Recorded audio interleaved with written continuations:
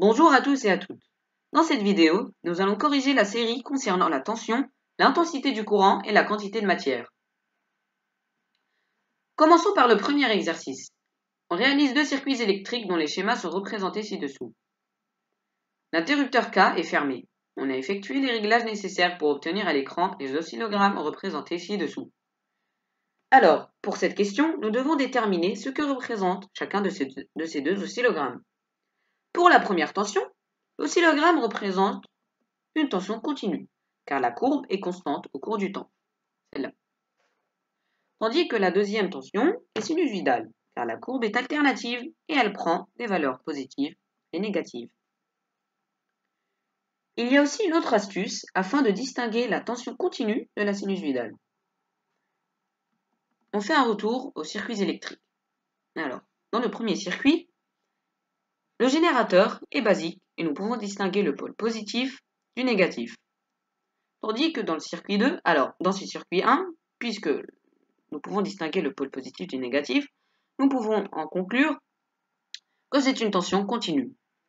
Par contre, dans ce deuxième circuit, le générateur est ce qu'on appelle un générateur à basse fréquence.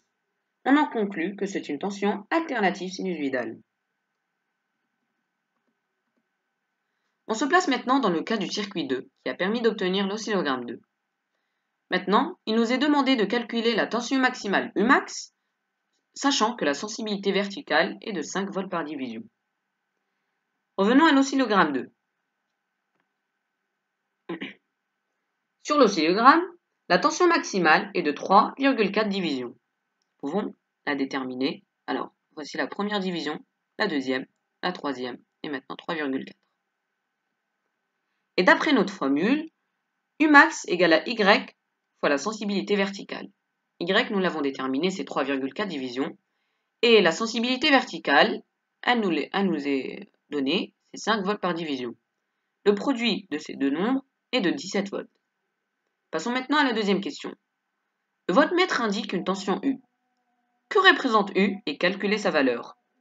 Alors, la tension U indiquée par le voltmètre représente tout simplement la tension efficace.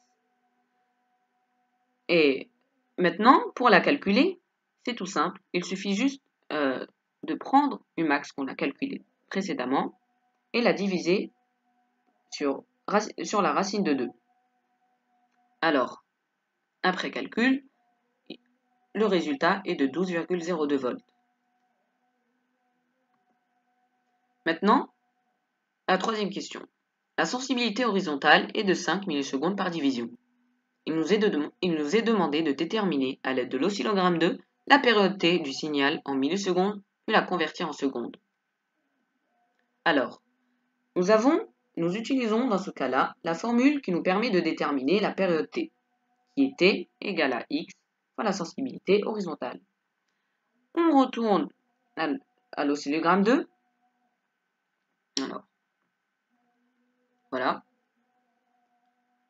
Nous pouvons maintenant déterminer X. Sur l'oscillogramme 2, on lit la période T correspond à 4 divisions. Alors, voici la première division, la deuxième, la troisième et la quatrième. Donc X égale à 4 divisions. Donc le produit de X et la sensibilité horizontale qui nous est donnée, qui est de 5 millisecondes par division, est 20 millisecondes. Ceci est en millisecondes, nous devons la convertir en secondes, ce qui nous donne 2 fois 10 à la puissance moins 2 secondes, c'est-à-dire 0,02 secondes. Maintenant, il nous est demandé d'en déduire la fréquence f du signal. Alors, dans ce cas-là, nous utilisons notre formule qui est tout simple, c'est 1 sur la période t déjà calculée précédemment, ce qui nous donne 1 sur 0,02 secondes car la période t doit être strictement en secondes, obligatoirement, ce qui nous donne 50 Hz.